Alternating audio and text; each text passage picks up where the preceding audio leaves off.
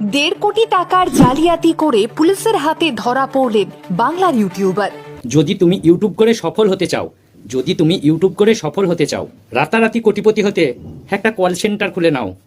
কিছু বছর ধরে রোহিত ফেসবুকে ব্লগ, রিলস ভিডিও বানিয়ে জনপ্রিয়তা পেয়েছিলেন। সোশ্যাল মিডিয়া ছিল তার শুধুমাত্র একটা টেলার। টাকার জালিয়াতি চলতো, গোপনে চলা কল সেন্টার। সত্যি মানুষ টাকার জন্য কত কি করতে পারে। রোহিত বৈদ্যকে দেখলে মনে হয় গরিবের বিল গেটস। সে জানতো যে সোশ্যাল মিডিয়ায় জনপ্রিয়তা পাওয়াটা কিন্তু এত সোজা নয়, তাই সহজে সে অন্য পন্থা অবলম্বন করেছে।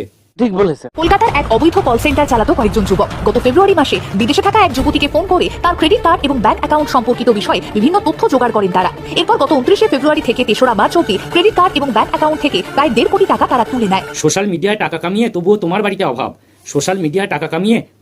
বাড়িতে অভাব। রাতারাতি কোটি টাকা, এটা জালিয়াতিতেই সম্ভব।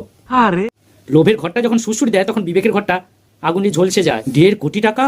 আমি জীবন্ত একটা দলবল নিয়ে কন্টেন্ট ক্রিয়েটর কলকাতা থেকে ঘুরতে গিয়েছিলেন দার্জিলিং এ। আর সেখানে গিয়ে কিছুদিন আগেই মুক্তিপ্রাপ্ত সিনেমা শয়তান দেখার পরিকল্পনা করেন তারা। সেই সিনেমা দেখতে যাওয়াটাই কাল হলো এই জালিয়াতি গ্রুপের। শয়তান সিনেমাই আসলে শয়তানদের ধরিয়ে দিল পুলিশের হাতে। কাল্পনিক সিনেমা যে বাস্তবে শয়তানদের ধরিয়ে দেবে, তা একবারও ভাবতে পারিনি এই রোহিত বৈদ্যর মতো ছেলেরা। আমার মনে হয় তখন তার